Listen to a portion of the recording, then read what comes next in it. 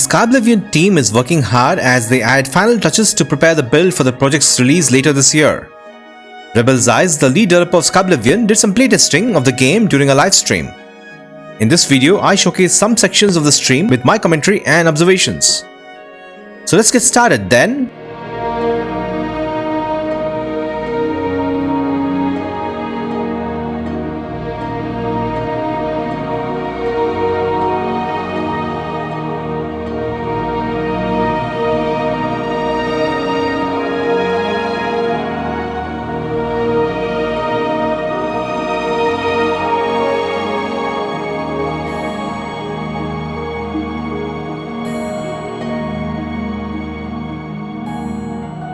Rebel starts at the Imperial prison gate with the intention of traveling to Coral.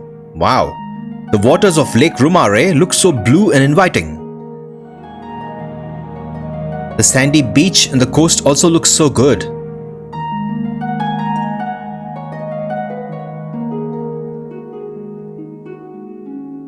We got a chance to view the 3D map of Skyblivion, and recently they added the ability to move the camera around.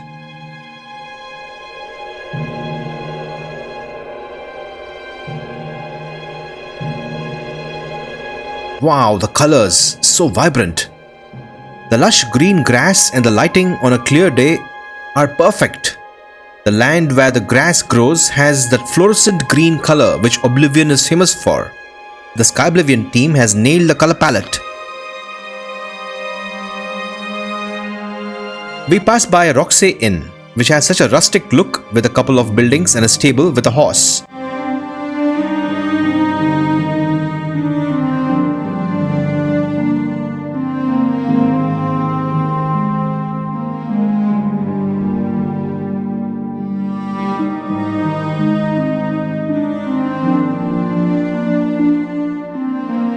Such a beautiful location for an inn. Rebel said he loved working in this beautiful area with pine forests. Now that is a beautiful sight.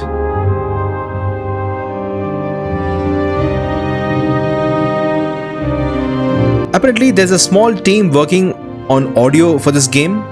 This includes weapon swings and magic. If you wear heavy armor, you listen to the plates rattling if you are hit, and if you wear chain armor, a hit will sound like chains rubbing together. Here are some sound effects when walking.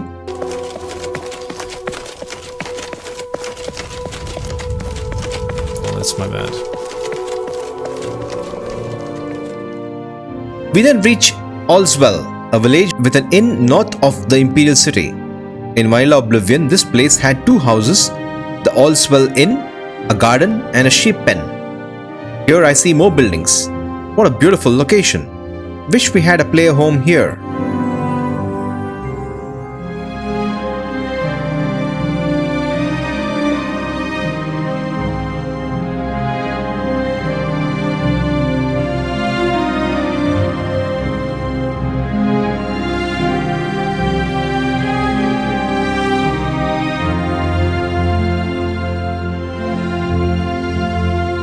Rebel decides to test this famous side quest at Aleswell, where we have to help the citizens of the village become visible again. We enter the Aleswell Inn and find the invisible innkeeper, Diram Seriti. So we've all been keeping quiet, hoping the spell will wear off, but we're running out of patience. We're sure it was Ankatar's doing, but we can't find him. If you can help us, we will be extremely grateful.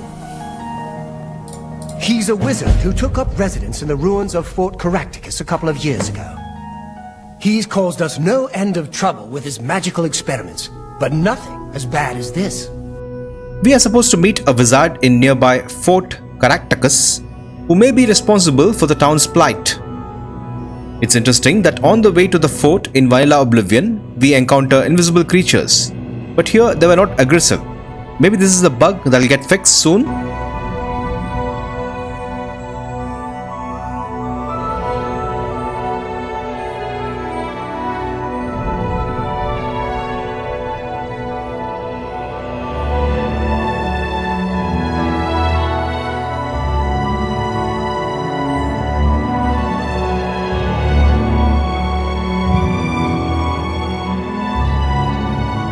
We meet the invisible wizard Ankotar and he starts talking. I love the voice acting of Oblivion. Every line is delivered with so much emotion. Let's listen. Yes, I have been working on a new invisibility spell. As you can see, it works quite well. Why? Oh, really? Everyone in town? That must have been what all the shouting was about a few weeks ago. I'm afraid I was engrossed in an experiment that required my full attention. You see, in order to increase the efficacy of the spell, the radius was likely to approach the... Oh, never mind, I don't mean to bore you. You can tell them not to worry. The effect is not actually permanent. It should wear off eventually. Eventually. Well, in a year or two, maybe a bit more. There's no way to be absolutely sure. That's the exciting thing about basic research. Really, I find being invisible quite refreshing. But if it will get everyone to leave me alone, fine. I did work out a counterspell last week. If I can just put my hand to it. Ah. Here. Stand in the center of town to make sure you get everyone. Oh, and make sure... Never mind. It should be fine. So we head back to the village and cast the scroll.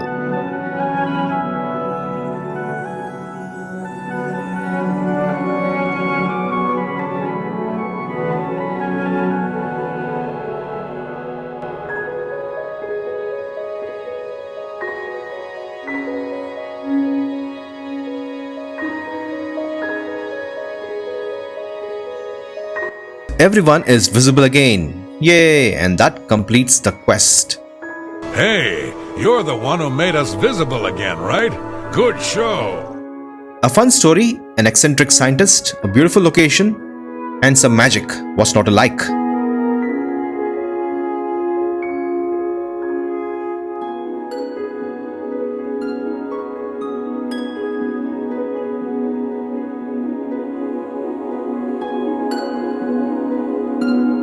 We take a look at Skyblivion's rusty iron armor set here on the way to Shaden Hall. It has a dark grey color.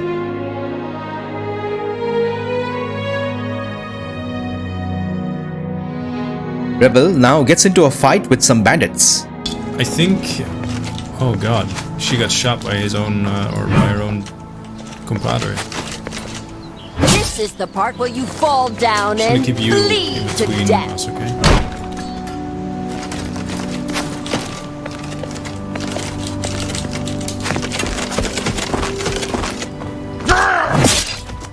Oh my god.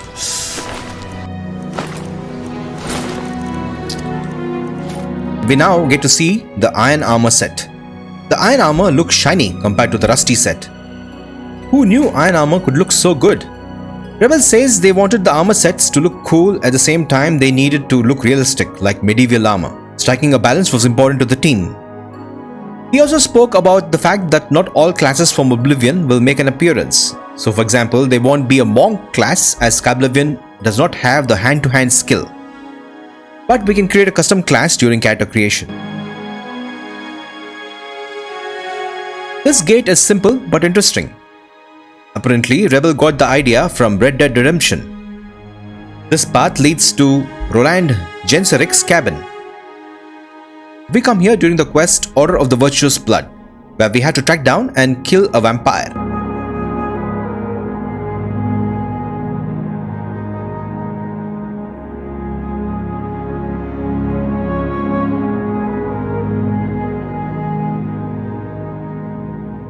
We then check out a fight between an imp and two bandits. The imp wrecks one bandit with a fireball but does not notice the archer, who gets the imp. Let's get this!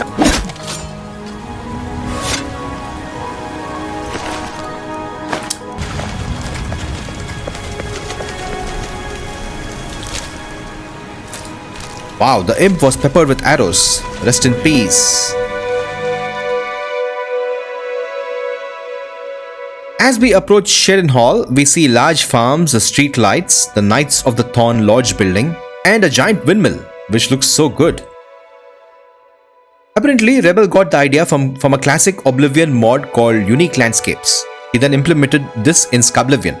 Amazing work.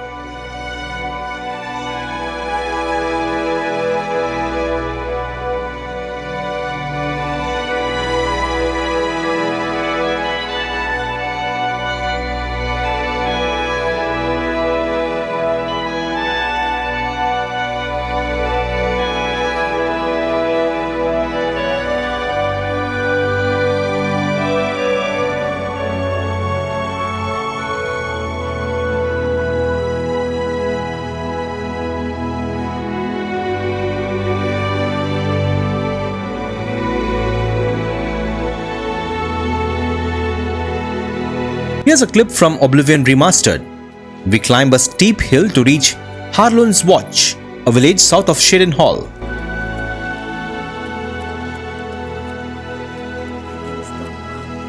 What's new with you?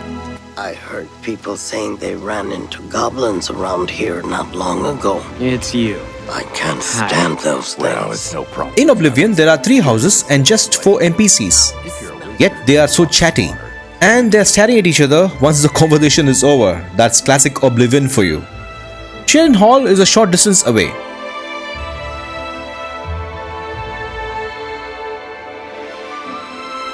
There, we can see the imposing walls of the city. We have a pond here. Do note how the terrain is hilly. There's nothing between Shadin Hall and the village. No extra farms, no objects, no nothing. It's empty. Now let's walk to Harlun's Watch in Skyblivion. We have sunny weather and we see a fairly medium-sized farm with a giant windmill, and the village is some distance away from Shadin Hall. Do note that the terrain is not hilly.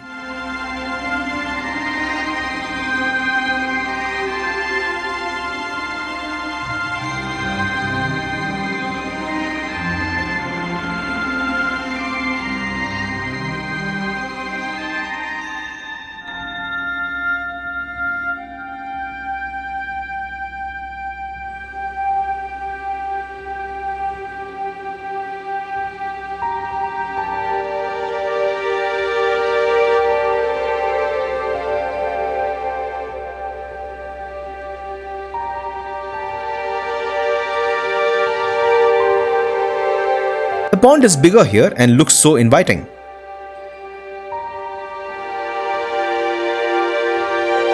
The village of Harlun's Watch has a square with a large tree, and the exterior level design of the area in and around these houses just seems superior compared to Oblivion Remastered.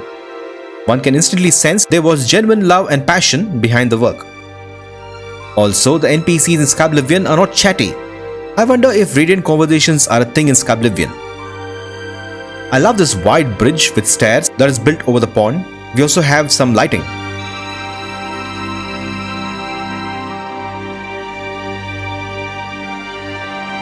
We find butterflies, clutter and ingredients on the way to the way shrine of Akatosh.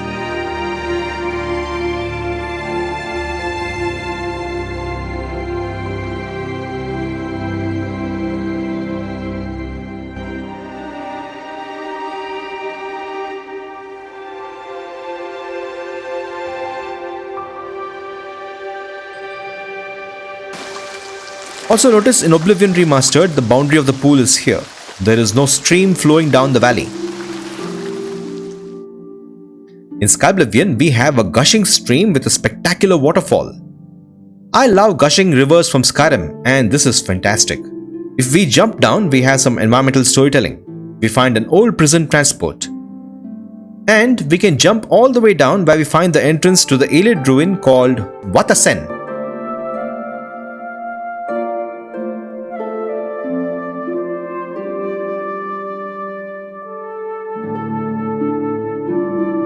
In Skyblivion, as you can see here, we have some NPCs, a cart, a tent, and lots of clutter outside the ruin. In Oblivion Remastered, we just have a door. That's it. Greetings, Imperial brother.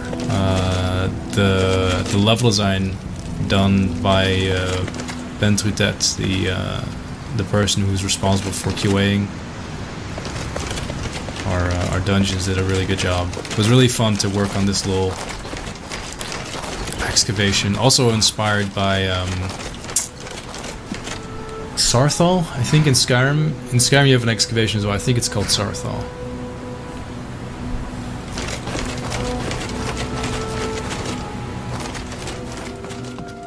It is super cool how the Skyblivion team takes inspiration from locations of other games like Skyrim's Sarthal in this case. The team has added so much to even minor locations and exteriors of caves. We can clearly see there is so much passion and creativity at every location. Amazing work by the Skyblivion team.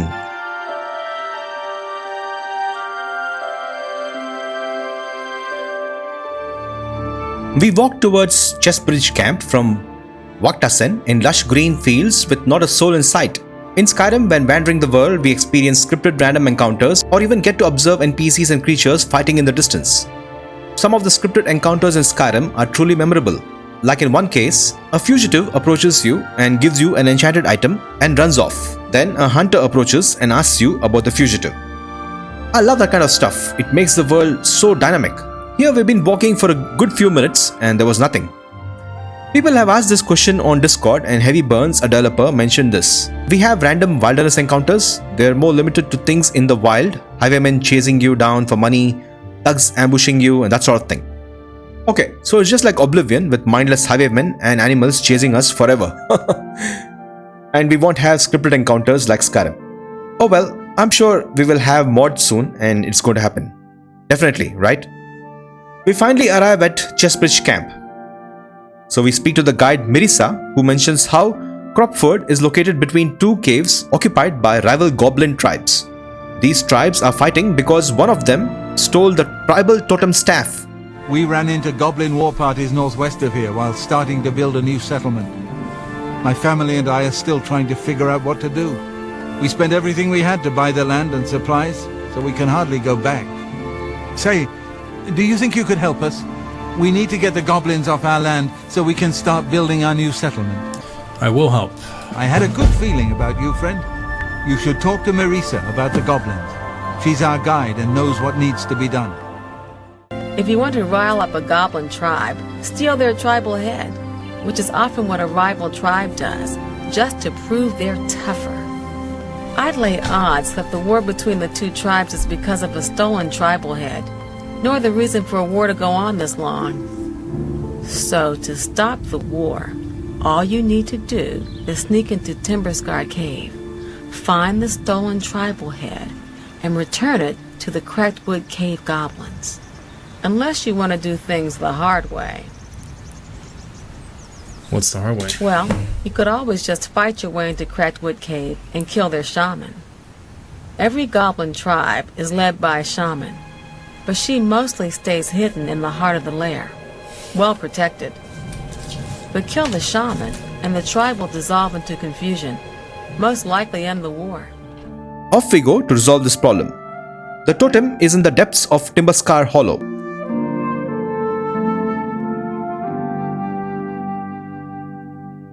Just before entering, we check out Skyblivion's new lockpicking, which mixes elements from Oblivion's lockpicking minigame with elements from ESO.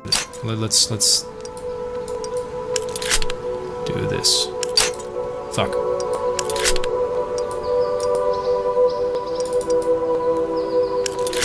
Ooh. Fuck.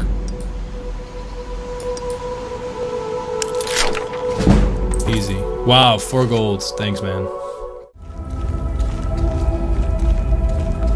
We enter the dungeon and observe goblins fighting each other. Rebel just chooses to run past them.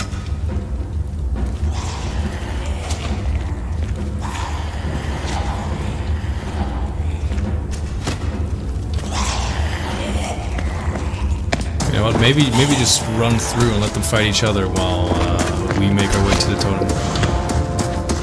That seems a good strategy. I can't be bothered to look at the ship. Can't be bothered to, you know, sneak past them. Yoink. Should we steal the other one? No, I think that'll just stir up more trouble. We then get back to Mirisa. You actually swiped the stolen head right out of Timberscar Cave? Ha! Those goblins won't know what to think now. Of course, now that you have the head, you could create all sorts of mischief. Well, for instance, you could give it to any other goblin tribe. They'd boast about it, just as if they won it in a war, and pretty soon the Cracked Wood tribe would launch war against them. I'm not sure if the Cropsford settlers would be all too pleased about you stirring up a new goblin war, though. You took care of the goblin menace? That's great news, my friend. Now we can get back to building our new lives at Cropsford. And that completes the quest. Of course, this was just one branch of the quest. There are multiple choices for the player here once you get the totem staff. We visit Cropsford and see the settlement under construction. But now that we have taken care of the goblins, as time progresses, the camp goes through different phases. There are 4 stages of progression. Rebel waits for a few days and we literally see the progress as buildings dynamically appear. The farm is looking nice. It has a fencing, it has a stable of horses and a vegetable garden. Cropsford is now looking like a proper settlement. What a cool quest that enables the player to create a settlement. But I guess once the settlement is created, there is no possibility of further quests. Maybe modders may figure out something. Again, fantastic work by the Skyblivion team.